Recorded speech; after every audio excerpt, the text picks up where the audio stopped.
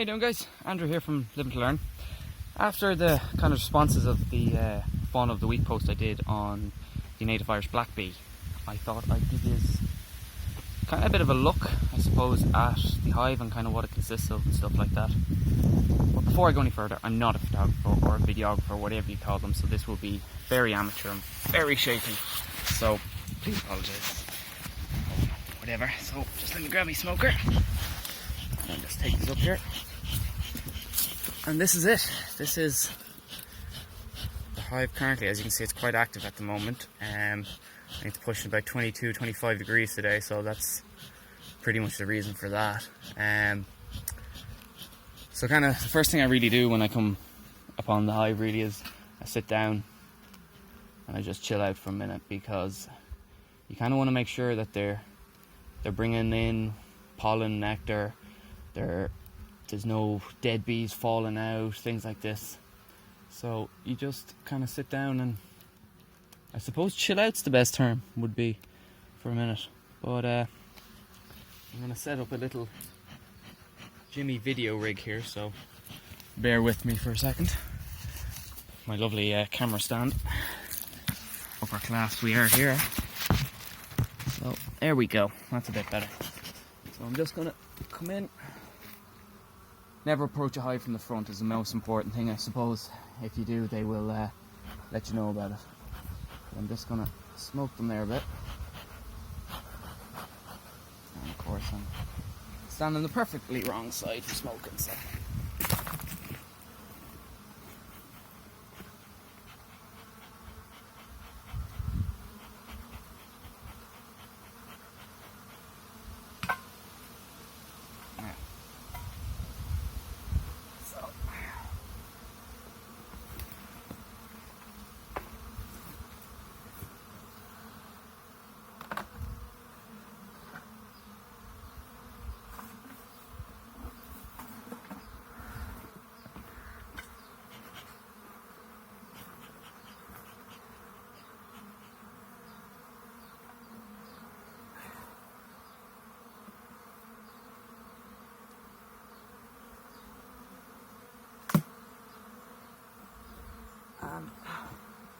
As you can see, it's quite difficult to get the lid off, and that is because they do a thing called propylizing, which is pretty much green plant matter, I suppose would be the best way to describe it, that they turn into a glue.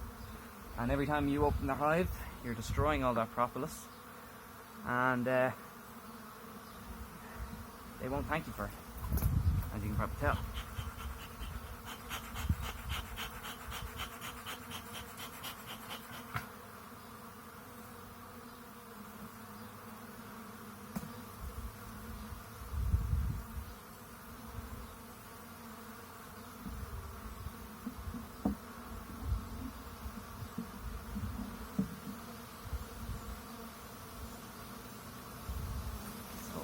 Around.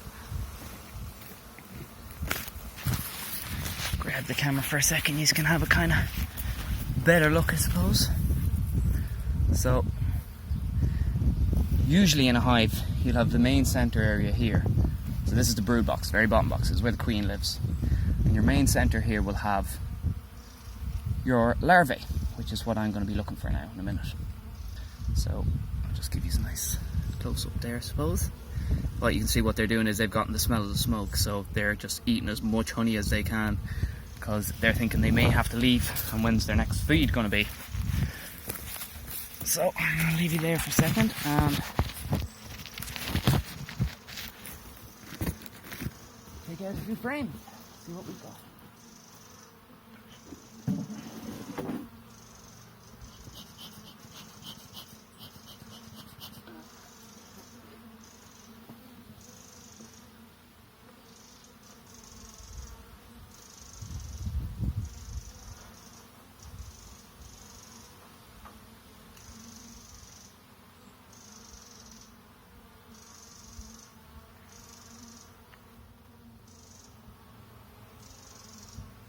That is, most of that there, the capped part is capped honey, and the other stuff is nectar, and it's going to hopefully turn into honey eventually.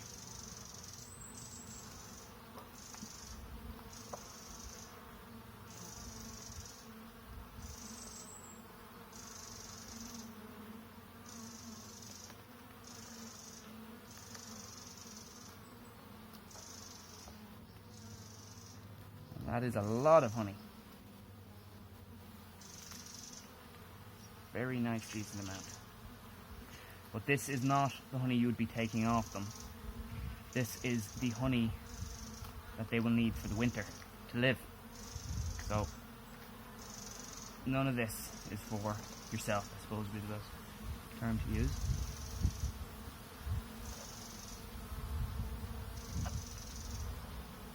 And they have really started propagizing.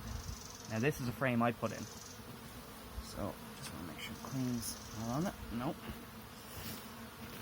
This frame I recently put in, so you can see with the top where they've actually started to draw out the wax and where they haven't.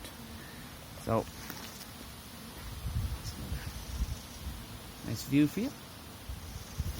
So they'll eventually draw that out and then start filling that with honey, in theory. But you have to say in theory with everything with beekeeping, because it kind of can change every day of the week.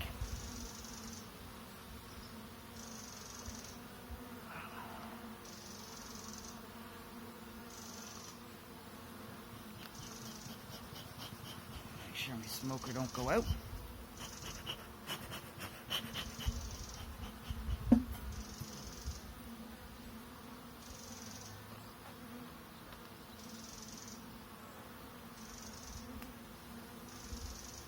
That is another frame of honey.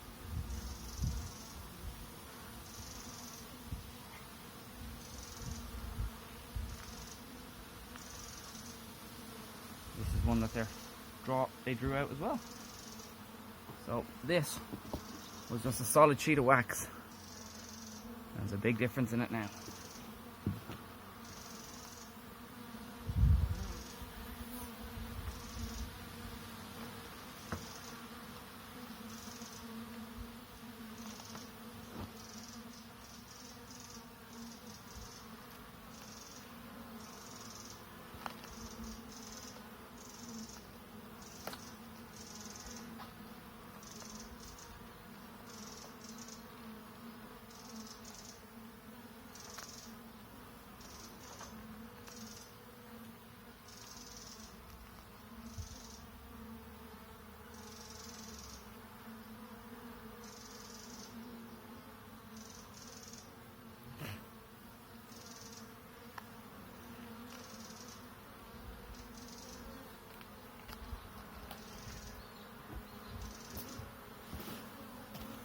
So guys, just want to check because I felt something crawling around my suit, but it is nothing, hopefully.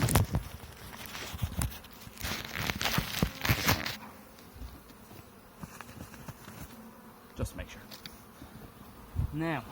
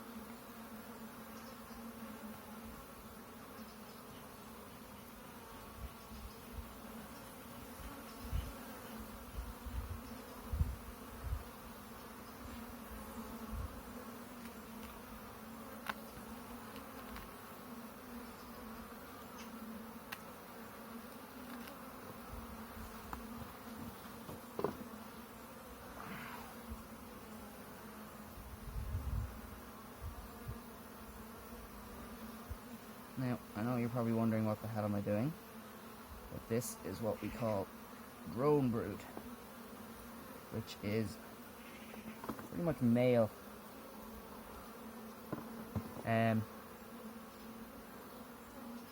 male bees, which are unfertilized eggs. And they are, ironic to say, totally useless in the hive.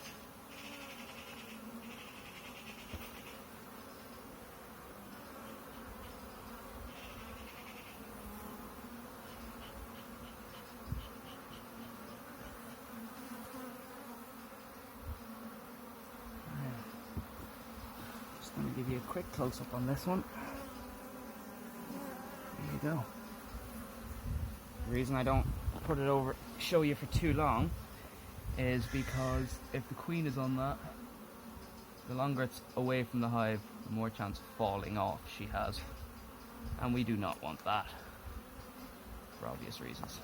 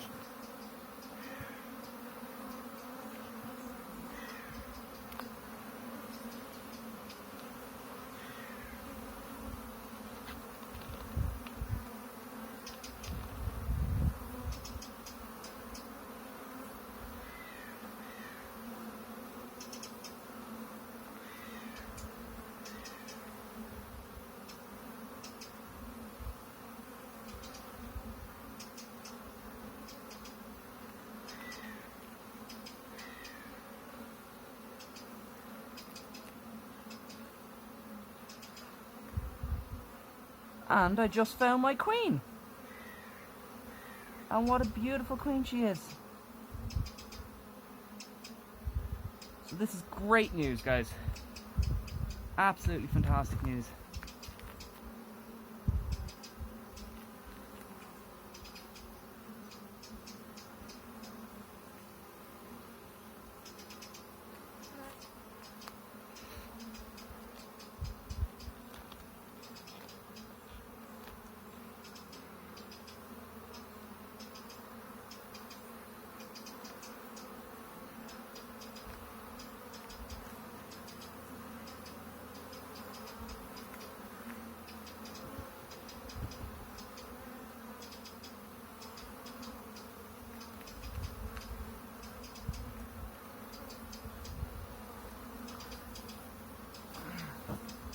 Now, first need to make sure.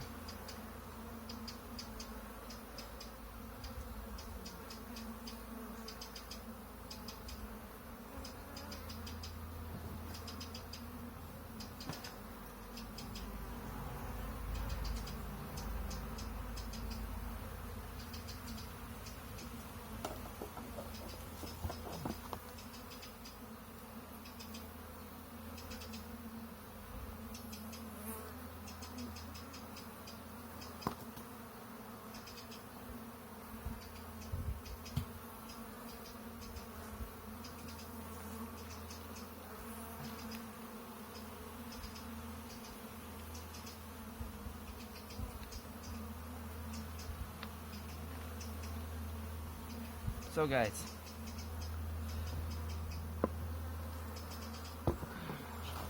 I'm going to give you a last look because there'll be a bit of a difference now from when I showed you a minute ago, because this is what you call a somewhat upset hive.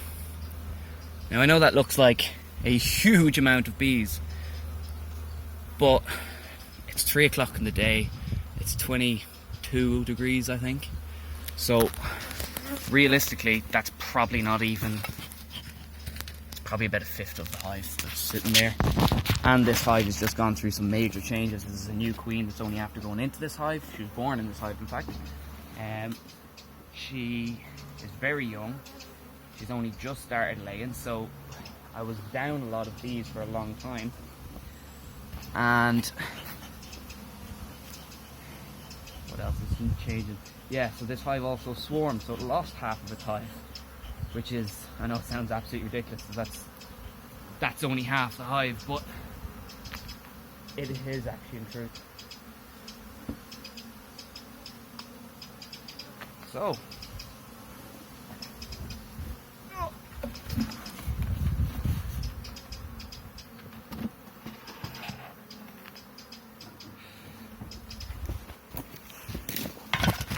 and if anyone ever says beekeeping isn't manual labour, they're wrong, because I think we worked it out that a super, which is what will go on top of that, where that's where I'll collect my honey. One of them filled can weigh up to something like 30 pounds or something like that. Good hive in the summer, you could get 3 or 4 of them. So you can imagine trying to lift them off. It's not easy. So anyway, guys, that's my, I suppose you call it my kitten cottage, live and to learn collaboration hive. As you can see around me, that they are not liking me right now. Understandably, I just ripped open their home. But this, what you see me cut off, is the last thing I'll explain to you. This here, this is what we call drone brood. Okay, and that's male eggs. They do nothing for the hive. And I mean, like, the workers do everything. The workers are the female, they do everything. The drones do nothing. The only point of the drone is if a foreign queen comes over and needs to mate, then she'll mate with that, or with the drones. So they have no use for your hive. All they do is eat honey. You'll always have some drone brood, you can't avoid that. That's a natural hive. But if you leave it, it can get uncontrolled, and then you have nothing but drones. So you have a hive of bees that will not collect honey. They will not look after their queen, they'll not feed their queen, they'll not feed the young, they'll not make wax, they'll literally just sit there, and that's, your hive's going to die. Like. So yeah, that's why we cut that off, and you have to make sure to get rid of that far away from your hive. Most people say burn it, because there can be varroa mite in there. If you read back over the article on the fauna, you'll understand what varroa mite is. Varroa mite, that's where they will grow somewhat, is in the larvae, so you must get rid of them. And what I actually do is I give them to my chickens. They absolutely love it. They pick all the larvae out of it, they go mad on it, and get rid of it. So it works out for me quite well. But anyway, guys, that's pretty much it. Give you a look again, one last look. You can kind of see them all coming in and out there. So, Andrew signing off. See you later, guys.